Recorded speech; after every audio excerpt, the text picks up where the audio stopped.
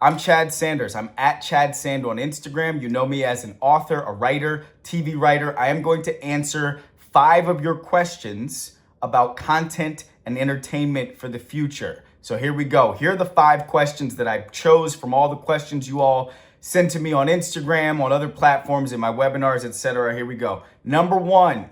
How do I make a vertical series? That is the question I'm probably getting the most frequently lately because companies like Netflix and HBO Max are rumored to be entering the vertical series game. So how do you make one? I'm gonna answer that question. I'm gonna give you my exact process for how I plan to make my vertical series.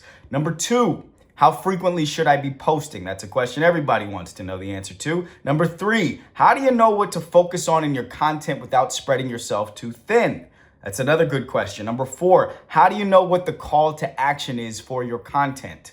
And number 5, and I get this question from so many actors, how do I market myself as an actor without coming off as too typical? What do I talk about? How do I market myself without doing any corny skits? All right, I'm gonna answer all 5 of those questions, and if you make it to the end of this video, I'm gonna tell you what to do next. Let's start with number 1. How do you make a vertical series? I'm going to open up this question quite a bit. This will probably be my most long-winded answer in all of these questions because there's a lot to consume here. So let me start with this. Why do you want to make a vertical series, okay? Why you want to make a vertical series is because if you want to enter the TV and film game, you need to create something that is as small budget and as clear in terms of representing your talents as possible so that people who might want to give you access to more resources, such as bigger budgets, network studios, production vehicles, etc., will see your storytelling capability in that thing that you've made and try to find you so that they can offer you their vehicles for larger storytelling. Now, let me tell you how I came into the TV and filmmaking space. And I'm gonna tell you about why that's different today and why that leads to us making vertical series, okay?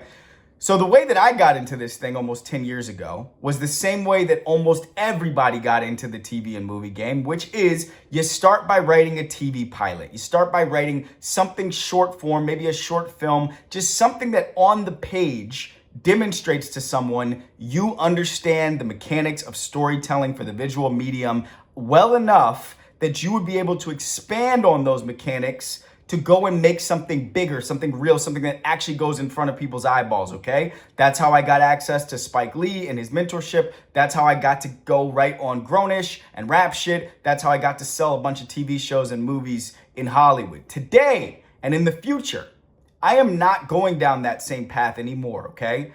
Because what I have learned over the last few years is that it is a very rare thing for you to put a screenplay, right? 30, 60, 120 pages of written screenplay, of written screenwriting in front of someone, and for them to consume all of that, use their imagination, an executive or producer, and say, you know what? This person has a voice. I want to empower them. Today, people want to skip that hard process, the process of reading, using their imagination, and then deciding that they want to empower you. They want to skip that whole process. And what they want to jump to is they just want to see something you've already made.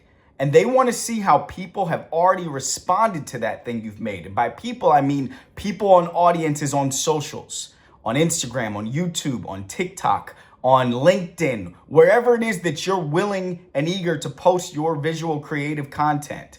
They want to see those audiences forming behind your voice before they take the risk of saying, all right, now that we've seen what that person can do on the page, we want to put money behind them. They don't want to do that anymore because you have every vehicle now to take the further step, which is to go start making your thing and putting it out there in front of people so that executives can do the easy thing, which is to say, all right, that's good enough. We see that 100,000, 10,000, 50,000, a million people are into this person's voice. Now we'll invest in them to see what else they can produce here. That's because the industry is contracting. There's less money running around in the industry. And so people have to take more conservative bets with their money, okay? So why does that lead to the vertical series? First of all, what is a vertical series, okay? When we talk about the vertical series, all we're saying is we're taking the existing format for modern storytelling in the visual media, meaning TV shows, movies, and we're changing the dimensions just a bit, okay? How are we changing those dimensions? What you're watching right here is horizontal storytelling, right? Because I'm shooting this for YouTube. And so you're watching me the way that you watch a movie, which is that the screen is long in landscape. In a vertical series, the screen is just going to be tilted this way, like your phone screen, because that's where people consume content today. But there are other ways the dimensions are different. Time, for instance. In the vertical series, the time of an episode is going to be something like a minute to 3 minutes long, okay? Optimized for shorter attention spans and for the shorter form medium that these social media apps prefer, right? In other words, your series, okay, unlike the content that you're posting today on Instagram, which is probably just every single video is its own thing with its own life. There's probably very little in the way of continuity or a through line in the storytelling. In the vertical series, right, your episodes 1 to 10 of the content that you're posting on Instagram or on TikTok, etc., in the vertical format, they're going to have a through line, just like on TV, scripted or non-scripted. They're going to have main characters. They're going to have a conflict. There's going to be an arc there. There's going to be something that the main characters want and something that's trying to stop them from getting that thing, right? Just the basic format of storytelling for the visual medium that has always existed will continue to exist in this medium, except the episodes will be shorter and they'll be shot like this, all right? Which means that the technology you already have in your hand, your phone, is every bit as advanced as you need it to be to make a good enough version of your short form vertical series to get the attention of decision makers that you're trying to reach. Let me say that a lot more plain. Let me actually get into exactly how I'm going to make my own vertical series. I'm going to say it so bare, okay? I don't need any fancy equipment to make a TV series for Instagram. I don't. I have a phone that has a camera that is every bit as powerful and versatile as a camera that I would spend $3,000 on, because if I go and buy the $3,000 camera and then post that video on Instagram, the video that I would shoot with my phone has just as good a chance to reach as many people as possible as the one shot with the big fancy camera, okay? And so, same thing for the microphone. This audio that you hear right now, which I'm also capable of mixing and editing with the technology embedded within Instagram or within the phone itself, this is good enough for your vertical series. And so here's what I'm gonna do. Some of you have already begun to watch me execute this play. I am going to write short episodes, right? 1.5 to 3 minutes each, featuring a small number of characters per episode, right? Probably no more than 3 or 4. In some episodes, as few as 1 character. And I am going to cast for those characters, as in find my actors, by posting those scripts on social media, which you've seen me already do, and then putting a call to action to actors, send me your self-tapes or post your self-tapes and tag me so that I can find the right actors for my vertical series, all right? Once I have found those actors, which for the first episode, I have at this point already found them. Next, I am going to ask those actors only for about 2 or 3 hours of their time, because I don't need a full day of shooting. I don't need a full week of prep to go out and shoot something that's gonna be 2 minutes long, one scene, one location, all right? With 2 or 3 actors, myself included in the scene. I don't need a gazillion hours. I don't need a gazillion hands on deck. I don't need production assistants and crafties and all this other stuff. What I need is a couple willing actors and my phone. I'm gonna go out there with the actors, shoot the scene, right? Thank you, actors. Pay them some money, send them home. I'm gonna go home with the content. I'm gonna shoot every possible angle that I can get in 2 hours. I'm gonna have the characters hold the phone at certain times, so there's like really, close-ups. Really tight close-ups. I'm gonna have them try different things, try different tones, do all the on-set work that we need to do to pump this out. Then I'm gonna go home with all that footage, and I'm gonna edit it myself using Instagram's editing tools. I'm not gonna use any other fancy editing tools. I don't need them. I don't need all that fancy editing, all the fancy editing software. I don't need to spend 100 hours learning how to use new software. I can do what I need to do with my iPhone and Instagram's editing features. I'm going to edit that one scene into one episode. That is one episode of my vertical series. I'm going to take that to Instagram and I'm going to offer it to the world by posting it. I'm going to share in the caption what this is. This is episode 1 of my vertical series. It's called ... The characters are these. I found them. I tagged them. I'll probably do a collab post with these other 2 actors to reach their audiences as well.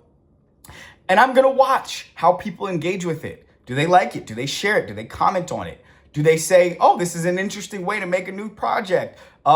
After I do 5 of these or 10 of these and share all of them, do I start getting the attention of decision makers? That oftentimes happens with me when I post certain types of content. Oh, I'll start hearing from network executive here, producer here, investor here. They want to get involved. Oh, this person wants to sponsor the next one. Now suddenly I have a machine that is moving. It's got its own production cycle. It has its own financing options in terms of people who are willing to put money into it, to slap their sticker on it. I want an executive producer credit. Okay, you can have one. I want to put my brand in front of people at the end of this video. Okay, cool. We'll throw it at the end, at the ending credits. Whatever the case may be, the point is I'm going to make it as economically viable as possible. Meaning I'm going to spend as little money in the production of it as I possibly can while still making it something that I artistically stand behind. And when I distribute it, meaning when I put it out on socials, that's going to cost me $0. Because I'm doing the upfront work of building the audience for my creativity every day by using my voice to talk to my audience on socials, so that when I drop something like this, there are people already out there who are going to see it naturally, organically in their feed because I put it out after building that audience. Now, if one of these episodes, let's say I do 7 of these and the 7th one pops off, gets 100,000 views, right? Oh, that's so cool. That's awesome. And now what I'm going to do is I'm going to make use of that, sort of hit episode by adding a little bit of budget on top of it, by sprinkling $20 a day, probably something like that, to make that video go in front of people, new audiences, people who don't follow me, so that they can see, oh, this is cool. And it has 100,000 views on it. People like that. They trust other people's tastes. They'll say, this must be something to watch. Then they watch it. They say, oh, that's pretty good. I want to see more of these. Well, great. They come back to my page. They see all the other ones that I've posted. And now that audience starts to multiply. That's the game here. That is the vertical series game you're going to start watching play out in front of you all over the place. If you start now, you will have the advantage of first mover advantage. And on top of that, you will start to get the attention of other people who are trying to build into these same vessels their own vertical series, who will be perhaps worthy collaborators for you, not just in the artistic sense, but maybe these are people who are looking for people to invest in their vertical series. So that's everything I can tell you right now about how to make your vertical series. If you want to learn more, I would suggest you come to my webinar this Friday at 6:00 p.m. Eastern Time. The link is in my bio, where I will be sharing more with you about my own plans and what I think are smart ways to use content now and in the future if you want to be a part of the future of Hollywood here, okay?